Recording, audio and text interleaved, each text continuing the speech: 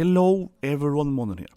This video here will explain how to beat the DLC of Fire Emblem Engage on Maddening. Right? Similar to my previous video, it's about top 10 tips and tricks on how to play the Maddening of the Xenologue, which is quite different than the actual normal gameplay, because your characters are set, the levels are determined, the classes are determined, you can't change items and so on, you can't, etc. So it's quite interesting gameplay, and if you haven't bought the DLC yet, I will make a video probably next week if you should buy it, not if it's worth the $30, right? So please subscribe, press like for that, and let's talk about the Maddening of Xenologue. My first tip here, straight up, right, is do not do this on Chapter 7. So I played a complete new game, right? Got Chapter 7. On 7, you unlock the DLC, right? And it's basically impossible to do it on Maddening on Chapter 7. I spent like 4 hours until I finally did the first part of the DLC, and it gets harder from there. Let me explain why, right? Look at Booker on here. He got 12 in strength on the basic here of the first part of the DLC. That's because he's stuck in his basic form. Wander's in worst, right? Where Kagatsu has 15 strength. So the character's strengths and the class is very important here. Mavir has insane stats, right? Because he always has incredibly high base stats. Yunaka is somewhere in the middle, because she's a thief. And Saphir, for example, has 20 strength, right? Compared to 12 of Bukaron. Where a character like Goldmary, that has the highest base defense in the game, has insanely high defense, plus the rest stats well, right? So basically, the characters are massively important for this DLC. Much more than they are actually for the normal game. But especially if you compare something like Panette and Bukaron. So look at my Panette here. She got 28 strength compared to, of course, Bukaron's 12 strength. Yes, this is Roy, but two things, right? You don't have Roy in Chapter 7, and even without Roy, she has 80% more strength than Bukaron, right? And they have the same rule. So obviously, it's massively easier later, but actually the biggest issue doing it on Chapter 7 is the lack of emblems. Emblems, as always, is very important, and of course I'm going to come into this more later, but I want to explain the first point here, right, for my reasoning, why it's basically impossible again on Chapter 7, because only having 4 emblems with 5 characters is incredibly hard, because it means that every character is so important, we only have 5 characters. So lacking an emblem then is like a massive difference, but if you have 14 characters, lacking 2 emblems, like a typical main story, that DLC, that's like okay, right? You can give them 2 S-bond rings, and it's much big difference, right? But yeah, 4 emblems, or, you know, all the 5 best emblems, massive difference. And the worst part, coming to the point later in the video, is that both the twins, Nel and Nel, are basically useless in the DLC if you don't have the correct emblems, right? So they are almost completely pointless. And that's why I will explain how to play them coming to them. But anyway, first point, don't waste your time trying to do Maddening when you unlock it. Especially also later, when you actually beat the first chapter, you need even more emblems, right? Because now you have 8 characters, then you get 9 characters, etc. So of course you need to have 8 emblems on the next part, then you need to have 9 emblems. You get my point? You don't actually get more emblems doing it.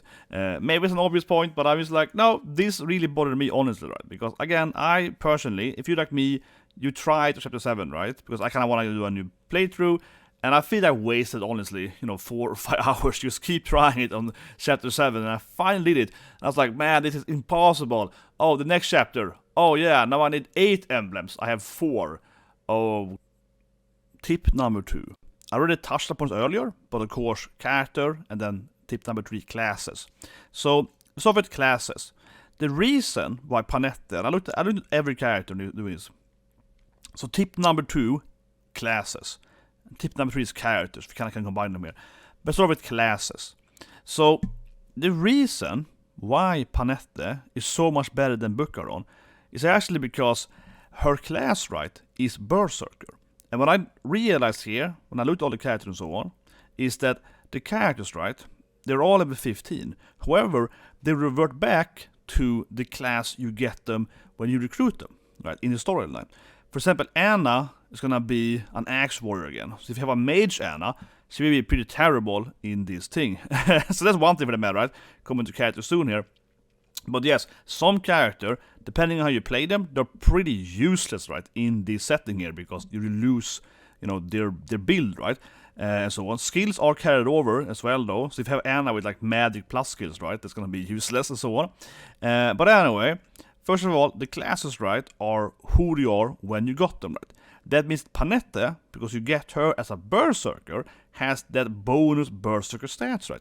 Bucaron will naturally become a Berserker, right? Or maybe a Warrior, but whatever. When he becomes that, he gains, you know, like plus 10 stat, right? You know, 5 more strength, etc.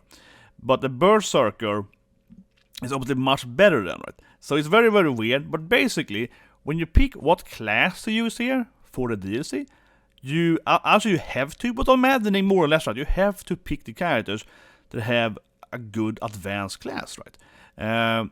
Panette, of course, one of the best characters in the game. Links below for my tier list, right? She has amazing strength and health, and has a, you know, advanced class. And other characters are similar, right? But it's kind of listed, and what you can see is that when you get to chapter 3, as you can see now on chapter 3, Bucaron now has turned into a Berserker, right? So he has more strength now. This goes for every character, right? Jade is now a general, he's a paladin, etc. Right?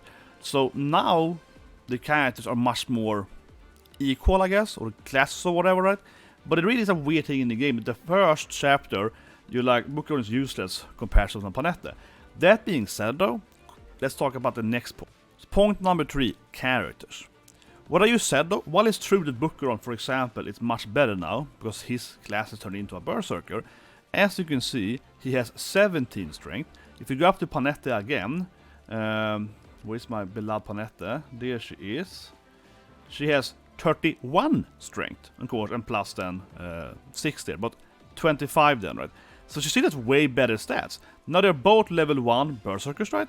She used to be a level 15 Berserker, so you can see how the game is kind of weird there. Because yeah, on the first chapter, she's level 15 Berserker, and now she's level 1 Berserker, right? So it sets you to the new class, whatever, get my point. I digress. Her base stats, because she has a higher strength growth, still matters here, right? So let's talk about some of the best characters to use here. But as you can see, it's kind of obvious that base stat high characters plus characters starting an advanced class are much better, right? So I mentioned earlier, but Mavir, for example, right? This guy also has an insane high rating. He's a Royal Knight, only character starting Royal Knight, right? His stats are amazingly high, and his base stats are crazy. Compare Mavir to someone like Rosado, which is one of the worst characters in the game, right? Unfortunately, super cute character, terrible stats. When Rosado enters your team in the storyline, insanely low stats, 16 base strength. I mean, like, it's just terrible, right? So some characters, even if they are in an advanced class, are still more or less useless for Maddening. Rosado is a perfect example of that. But anyway, let's go over some of the good characters to use then. Okay, so the actual good characters are basically like Matilis and Hortensia, still the best healer. Still has the one range heal, still the best thing. Mare is actually surprisingly terrible in this thing. If anything I would say here, if you see my tier list, is that Marin and Yunaka are like really terrible. And I think the reasoning why is because, okay, chapter 2 you get evasion, which makes them both much better, of course. But I think the problem is that because you can't engrave here. So what I mean is that when you play the normal storyline, you can engrave weapons, right? And you can build weapons, you can upgrade them and so on. Which means you can give, for example, Yunaka a dagger, right? Like +5 dagger with a low weight, high evasion, and buff it to higher evasion. Now you're basically immune to damage, right? Now you will avoid everything perfectly. Same thing with Marin, and then you have to balance it out, you know, so you can't have 100% evasion, like 99, so the balance it. But you get my point. You have to engrave and craft and so on. But because here in the DLC you don't get any engravement nor plus weapons, I think dodge tanking is surprisingly useless, more or less. I have tried to give Yunaka, for example, my best specs, right, and so on, even the first chapter, and because she's a thief, she has a higher base stat, same with Mary, as being a wolf knight, but they still get hit a lot. So dodge tanking is basically out. It's much better using Louise and Jade and Timera, for example, as tanks, right? Like straight up high defense tanks are much better than evasion. So that's one thing I think about a lot here. Secondly, as I mentioned, right, character like Vele, Mavir, etc. with enormously high base stats are really good. Gold Mary, as I mentioned earlier, really good, right? Highest defense in the game, really high stats. Panette. Panette is surprisingly good, as always, because highest strength and highest health. Highest health, great on the first chapter, and later on as well, because of this Fang thing that debuffs you on max health. Having high health then means that it doesn't really matter for her that much, right? That's basically the characters. I mean, it's more or less, you know, generally speaking, the T list, right? Minus the dodge tanking. Like I said, I think it's because you can't, like, buff out or build for dodging, right? It is really hard, but you can easily just pick a character that has high defense. For example, like Jade has very high base defense, and it's much easier because you need a lot of, you know, evasion, right, to make it useful. Now, let's talk about how items works in the DLC. So the DLC is a very weird item thing. So you can't shop. As I just mentioned, of course, you also can't craft and so on. And every character has set items, weapons, etc. on them when each chapter starts, right? However, you can actually trade before it starts. So for example, you go to Celine, you can now have a Levin sword on Allure, right? Allure still has a sword skill, you can't change classes. So here, now you have range plus on Allure. So it's really weird. So basically, again, yes, much harder course on chapter 7, having fewer characters. Because some characters, for example Pandro, he has the Fortify healing staff, the AoE staff, so I can give that to anyone. So yeah, it's kind of weird, but basically learn which character. This clearly is a trend in the game, similar to how advanced classes are better, so to speak, right? Characters are an advanced healer or an advanced mage seem to have better items. So if you want to do it on a mid chapter or something like that, unlocking again advanced character classes would be easier, right? But anyway, each chapter follows the same kind of thing. Pandro always has a Fortify staff, and a Mend staff, right? Celine always has the Levin sword and so on, but etc. right? He has a spear and so on. So you can go around and give them to the correct characters. Then for this next combination point here then, item trading, you can then also give the other character, your guest character, these items. This is very, very important. So what you do is that you can't give your guest character items here. But if I go into the game now, so I'm gonna trade now, right? And take the healing items from Panette, give them to Nil. Now he can heal Panette with the healing staff. So this thing here is very important, right? Because you get these guest characters, spoilers, you get some of the other, you know, evil guys, not the good guys, right? Zelestia, obviously, best waifu. But anyway, so now by giving Nil, Mend and Fortify, he's actually a really good healer, right? I also have to give him Mikai, commented later in the video, but yes, he has Mikai on him, so he can also heal, right? But generally speaking, before you start each chapter, you have to give a few of your characters items they don't need, right? For example, you can also give the Tomahawk to Nil. Now I play him as a healer on this stage, so no need for that. But he's a good healer now, right? With the Fortify staff from Pandro, right? Zelestia, for example, is a really good character with Levin sword, right? So she's basically a much better Celine. So I took Celine's sword, right? Gave it to Allure. Then when the fight starts, I'm giving Zelestia the Levin sword, and then she's gonna like basically one-shot everyone. So it's like a double attack Levin sword, and it's really high damage. So it's a very important thing about what items can you bring from the characters on a party to the guest characters. Now let's talk skills. So skills in the DLC are still used. They're carried over from the main game into the DLC. And the reason, of course, I have my Temera here with Gentility, as I pronounce it, -5 damage, is amazing here. So the skills that are good for the DLC are flat-based skills, because your level is set much lower than your basic level, right, in the game. These skills you get much.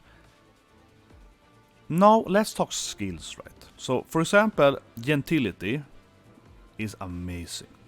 Skills that are good in the DLC are flat-based skills, right? Normally in the game, percentage-based, you know, like scalable skills are better, right? Especially for late game.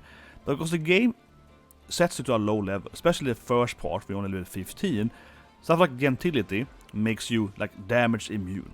Of course, also includes the actual emblem for that. You come into the emblem after this thing. But obviously, if you also pick on the emblem, right? So if you have Eric on you in that fight, you're basically also damage immune, right? If you have then, of course, level 18 bond. But going back to skills then, think about it as this skill costs a lot of SP, right? You don't have this on lower levels. So now these flat bast, think about it, these skills cost a lot of points, right? You don't have those points on lower levels. But now then, when you're playing like almost level 1 again, and you're like, oh man, I got like, I'm level 1 picket with minus flat 5 damage. I won't take any damage anymore, you know? Defense plus 3, for example, defense 5 and so on, also amazing, right? And Ike as an emblem, coming to Emblem soon, but still Ike, right? You know, like plus 7 and everything. These kind of flat stuff here is just insane. But especially stuff like Gentility, and also of course the ring, it's the same thing. You can stack them up, right? You can get crazy stuff. Another skill, of course, is always good as counter. Utility skills, another good skill, of course, is counter, right? Utility skills is always gonna be amazing. But basically, pick all the skills, or rather, if you don't wanna respec for this DLC or whatever, right, and have the points to it, use characters that are mostly gaining flat skills, right? Counters always just really OP, because you can move around and so on. It's more or less the best utility skill, right? But other skills, for example, as Speed Taker, likewise, is crazy good here, right? Because you get plus 10 speed. On the first part of the DLC, you got like 12, 13 speed, right? Even with Mary, you only have like 15, 16 speed. So getting 10 more speed, you get like 26 speed then. Of course, now we are at part 3 here, so you have more base speed now. But think about it. And the first part, yeah, you almost double your speed, right? So, stuff like this. It's also the ring, that gives you stack more crit, right? The S-bond ring. This ring, for example, right? Likewise, is much more valuable now. That being said, though, you know, this is not good as an emblem, but still, you know. Yeah, that's kind of the skill, honestly. Not more to say, right? Stuff like Speed Taker, which is always a good skill anyway, but it's incredibly good here. My Ivy here got Speed Taker and Counter Plus, yeah, that's pretty straightforward. This is pretty good. This is amazing, right? Like flat base skills that you get on like level 45 are insanely good here. Another amazing skill last level, say, is called Draconic Hex.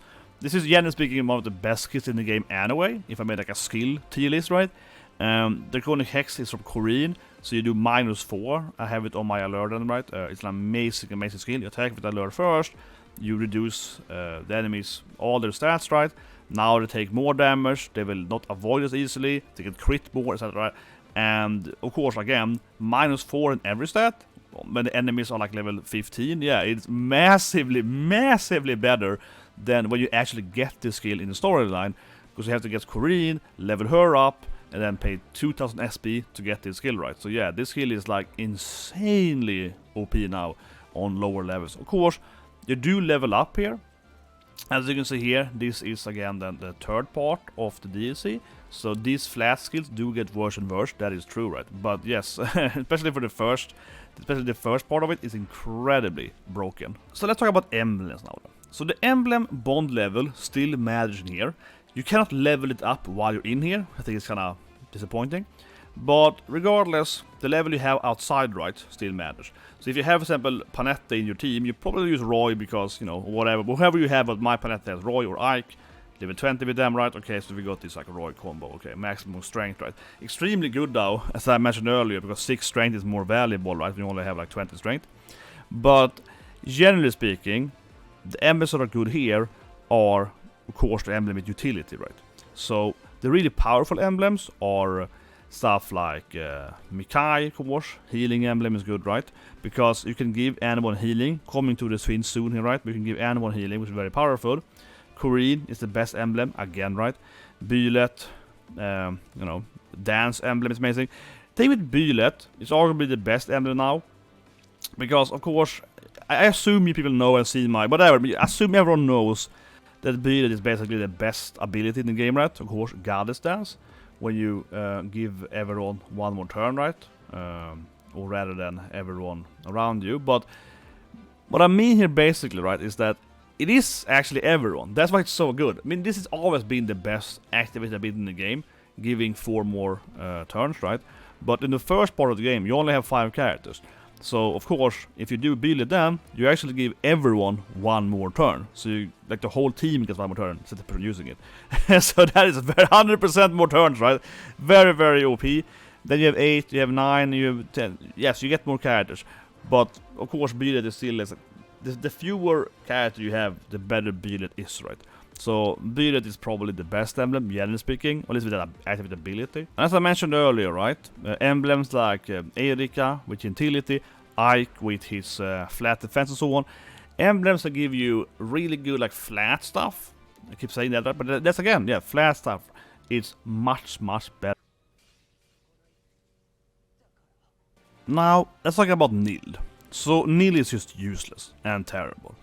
What can I say? Nil is really terrible. Trying to do this thing on chapter 7, that was my biggest struggle, that Nil died all the time, right? Nel died sometimes too, but especially Nil. He's incredibly low stat, he misses all the time. His damage is basically nothingness, right? And basically, to make him useful, Corinne. Okay, so let's talk about it, right? I already made a video where I talked about how Corinne is the best ever been in the game, because you can of course use Dragon Veen. Using that ability, you can throw their different effects, right, like ice and fire. They've showed it here in the game here. So I already made a video about how amazing Corinne is, right, because you can flame people, which will of course damage them and also hinder their movement, and you can spam ice, right. So ice, as always, is like the best environment ability, is to survive and block stuff. So Nil, going from dying all the time, actually is really useful with ice, because he can freeze and now they can't reach him, so he can block the enemies, right, and you can survive with him. So him with Corinne is straight up on. That being said though, for example on the first chapter, I tried both with Corinne and with Mikai, and Mikai is good because you need to have one healer on the first chapter to remove the poison effect, right, from the wolves. So then you can, for example, use have it on him, just so you can like block immediately with restore, right? Or you can have it on Nel instead. But I'll show you one thing here from the previous chapter. This is part 2, right? See, I'm gonna use Nil now. He's gonna be the best character in my team as always. This is so classic Imba this is. So I use Flame with Corinne, right? And, you know, Zelestia, hottest waifu in the game. She can stand it and shoot stuff or whatever, right? You know, she's basically the Ivy. Talk about that later. And Hortensia can do the same thing, right? She can do lightning bolt, then have counters, I can go back again, and so on, right? But now, I can dance on Nil. I love this thing in the game. I dance and I use ice, right? So now I'm gonna block, so I'm gonna burn everyone, and then I'm gonna block all the enemies, even if there's much more enemies, way more spawning on Maddening and so on. They can't do anything, right? They all stuck behind the ice fire thing now, and everyone's gonna take damage. I can stand here and like you kill all the enemies with the fire thing. I can do this for like forever. They can't do anything but basically. They're eventually they break the ice, right? Then you shoot them down with your magicians, and you keep doing this thing. So you can use like cheese this whole stage by just like spamming fire ice with the dancer and the Korean combo. So even if Nil again, right, is incredibly bad statted, he's just terrible statted, terrible. It doesn't matter, right? Because, no, I'm using him, again, right, with the freaking Corinne. Like, it doesn't matter. I already made a Corinne video, but basically, hey, it doesn't matter. I have ice-fire dance combo. I can do this forever, and he's actually incredibly useful, and actually does the most damage of all my characters, actually him, because of the fire terrain, right? So, it is incredibly how good he is, this combo. But of course, it does require you to have the correct emblem, and also have Sidal the Dancer. But, I mean, the dancers... Now, let's talk Nel. She definitely is better than Nil. Her special fast spark ability actually does pretty high damage and you just miss and so on. But she still is similar to her brother, unfortunately, just very low stat. They both have terrible stats, especially in the first two part of it. They get a little more stats right and they get into the next form level in the third part. But generally speaking, she's gonna be my Bullet Biatch, right? Basically, yeah, she's gonna be my Bullet Dancer. She's gonna shake her buttocks, you know, that's how it's gonna be, shake her ass. Because, yeah, I talked about earlier, Bullet is amazing, right? And I keep thinking, generally with this video, right? My point is mostly that both the twins are really weak, they really are. And one reason why, generally speaking, is because you can't give them skills, right? You enter here, and while everyone is, of course, back to low levels, like I talked about earlier, right, in the skill part of the video, yes, but my Tamara has Utility Plus. She's like damage immune, okay? Pretty good. My Panetta has increased damage, pretty good, you know, etc. Right? My Sidal has dance and counter, and, you know, and so on. But the twins can't have any skills. So that's a massive, you know, lose for them, right? And it goes for the other guests later as well. Celestia, Gregory, etc. It goes for them, Gregory, Greece, yeah. can you just do that? It goes for them as well, right? They can't use skills, which gives them much lower output, right? Or defense output, either way.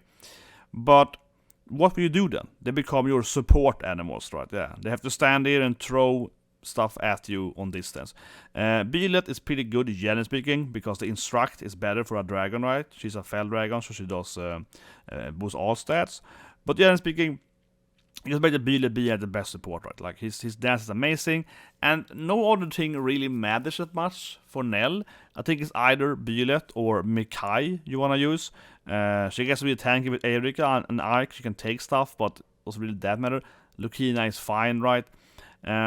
And some of the other DLC emblems, like Tiki, it's also pretty good. You can turn into one. You can turn into a dragon, yeah. She can turn into a double dragon. But generally speaking, right, Byleth, I feel is a go-to, right?